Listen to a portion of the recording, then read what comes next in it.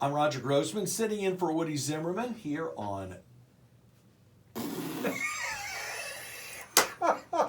There, you can add that one to your blooper reel. Oh, jeez. I almost called you Alan Aldifer, so that's... Well, that's okay. Yeah. I'm Roger Grossman, filling in for Woody Zimmerman today on Real Estate in Real Time with Bart Skabowski of RE/MAX Lakes. Hi. Hi, good morning. How are you? Happy New Year. Happy New Year. Thank goodness. You have never been more ready to kick a year to the curb. No, there's a commercial out there running around from Match.com, and it's got the devil and some woman, and they were matched. And it's like, they've got them apart, and she goes, 2020? 2020? Yes. That's it. Hallelujah. Yes. What a crazy year it has been. It has been. In every way. And no industry, no human being has gone unscathed from this. No, it's hard to describe. I'm speechless, right? And you can ask anybody that knows me, that doesn't happen very often. No. But totally speechless. But, I guess in looking at, the year in review, right? I guess if anything, that's what we'd call this show, is the year in review. And it's not just about the numbers, which I brought plenty of statistics from the state, but how has it impacted our lives? Everything that's gone on, so starting in January, February, if you look back at the show, I was predicting we were going to run into a buyer's market. Well, wrong. Hate to be there, but wrong. Who would have thought that, February, we started hearing rumblings in January. February, the rumblings got louder. I was actually at the RE/MAX conference in Las Vegas. Came back sick as a dog. Now, did I have COVID? I don't know, because at that time, I think that's what everybody forgets, is hindsight being what it is. I went to the doctor, had 103 point something or other fever, and they said, oh, you got the flu. Go home, rest, and it's gone. And, for me personally, they gave me Tamiflu. 2 days, I was back at it. Now, I didn't feel great, but I was back at it. So did I have it? I didn't? Who knows? And I think we've all got those stories, right, through the year. Every time you get a little cough, oh, is it the COVID? Oh, yeah. You couldn't cough in public, and you still can't. No. Without people looking at you and kind of leaning opposite of your direction. They want to get away from you. Yes. Yeah, absolutely. So, so January, February, and then the shutdown started. It was late in March. The governor, put us on shutdown. I guess, it was a modified shutdown, though, compared to what a lot of states were. We were considered in the real estate business essential businesses. So, and quite honestly, real estate took off. I mean, who would have thought with a year to where there were states that were shut down and, people couldn't leave their homes, all of that stuff, that the real estate market would have done what it did.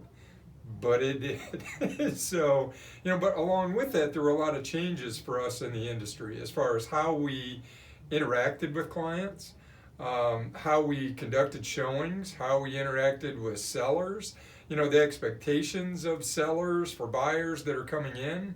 I think if you listen back to the shows that we did through the year, my complaint about, when I go schedule a showing, I've got to sign a form saying that I don't have a cough, or that my clients don't have a cough. Now, I get it.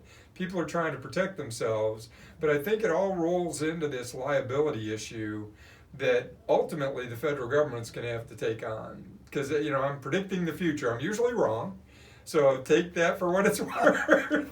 But, I think liability protection is going to be one of the big pieces for businesses.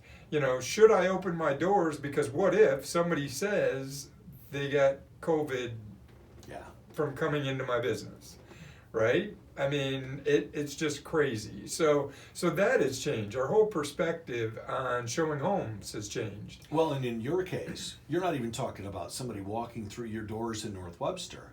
You're talking about walking through somebody else's doors in somebody else's house. And where did they get it from? Did they get it from you? Did they get it from who lives in the house? that's impossible. It's impossible to trace, even though I know there are people out there trying to trace it, trying to figure that out. But it's changed our lives, so it's changed our industry. I know the radio station, folks broadcast from home. They didn't come in to do that, to try to minimize the potential risk to folks. I mean, it's just been a wild year, So January, February, March, the lockdown, real estate took off. In the summertime, it seemed like it was getting better, which it should have, because we're not in flu season, those kind of things. And then we hit the fall of the year. Real estate's still going crazy, still busy. And then what? Now we're seeing states go back into modified lockdowns, ICUs, are full in certain areas of the country and, hot spots. It's just, this is something we're going to have to deal with for a while. It's now our new normal, and I hate to say that. I hate to think that, hey, I have to have a mask in the car everywhere I go, but we'll do it, to try to keep as many people safe as we possibly can.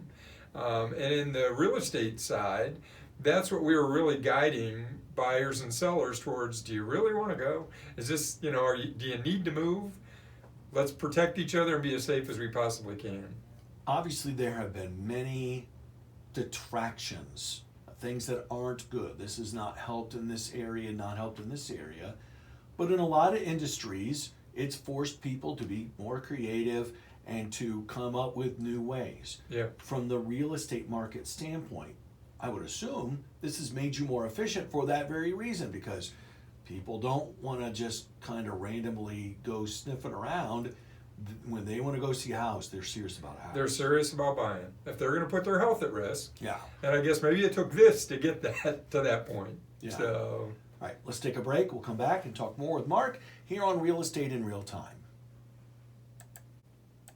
This is Real Estate in Real Time with Mark Skabowski of Remax Lakes, and we're talking kind of 2020 year in review, because we have to, not because we want to think about 2020, but this is the time to do that. So let's dig into the numbers here, Mark. Obviously, interest rates are stunningly low, and that is really at the hub of all of it, right? I think that's driving a lot of it. COVID-related, people's change in preference. If you read any of the national articles, they say there's actually one of the largest migrations that there's been as far as population goes. We go through cycles. I'm a product of Michigan. The auto industry in the 80s was not doing very well. No. And there was a migration to Texas, right? Because the oil fields, energy industry, that kind of thing. So this is the same deal, but on a much larger scope. People are evacuating the cities. I hate to use that term, evacuating. It's like, oh my gosh, it's distress. No, they're leaving the cities and going to the suburbs. So for our market, it's the lake market, right? Second homes. And people want more room to spread out. So it's changed buyer preferences. And the low interest rates related to financing have helped people do that. If you look at these historic low rates, the average as of last week for a 30-year fix, this is nationwide, was 2.66% for a 30-year fixed loan. That's amazing. So rather than plug that into my chart, I figured, okay, let's look at the difference between the average buyer who's financing $100,000. That's, first-time home buyer. The difference in monthly payment for principal and interest only. At 2.75%, it's $410 a month. At 4%, it's $478 a month. So that's significant. When you're talking, dollars for somebody who's probably not making, $150,000 a year, they're buying their first house, they're financing $100,000, to be a $70 a month difference in the payment, that's pretty significant. Yeah. Pretty significant. Ratchet that up to a $200,000 buyer. This is our standard move-up buyer, somebody who was in their first home and is now moving into their second home. They need to sell their first, and it's probably selling very quickly. They want to buy something. The market is tight. There's not much inventory out there. The difference from a 2.75% payment is $300, I put my glasses on, $816 a month to $950 a month for 4%. So the difference between 2.75% and 4%, huge difference in that for anybody that's buying. Anybody that's buying and financing that amount of money. That's like almost a whole month's grocery bill. Yeah, absolutely. That's the difference. So low interest rates have driven the market, absolutely, but it's also created some of our own problems because so many people are out there buying, there's no inventory. No inventory. And how do we dig our way out of no inventory? Well, existing home sales, the numbers are up. There's more people selling. Where are they going? You know, prices are higher than they've ever been. Year over year, on the statewide average, it's about 13%. Year over year, the average sales price has increased. That's amazing. Yeah. You know, year over year, 13% pricing. And the problem is there's no new construction filling the void. You know, the Warsaw area is gone. There've been a couple of TIF districts created trying to, you know, get folks or promote, you need to build or, you know, help developers build in a specific area. But the bottom line, we need to see new construction increase so that we've got homes for people to go to. Whether they're $250,000 houses, $150,000 houses, $350,000 houses, I don't know the right answer. But if somebody is selling their first home, they're moving to something. And they're generally moving up. They're not going backwards. They're going from a 150 to a 250. Well, following your show the way I do, sitting on this side of the desk normally, it feels like the 150 range, those are the ones they're selling first. That would seem to be the one where they should start first if they're going to build. It would be a great start to build more starter homes. The problem is affordability for the builders. COVID has driven prices up. You know, we couldn't get toilet paper half the year, right? Good point. So how could they get lumber? All of those things come in. So you're dealing with the cost of supplies, and then from a builder standpoint, is it profitable for me to build a $150,000 house? If I've got 25 in a lot, you know, if I'm well in septic, I've now got to put those in. How much is left to build a house? And can I build something that someone's going to want to move into? You know, is it a 500 square foot house or is it a 1,500 square foot house? It's a tough place to be right now. It truly is, from a builder standpoint, from a buyer standpoint, but ultimately my prediction is we're going to see more new construction. We're going to see people get back into that marketplace, and we'll see more new homes being built. The economy will shift and do its thing, but throughout 2020, that inventory and affordability have been the buzzwords. Those two have been the buzzwords, and hopefully 2021, those will turn around.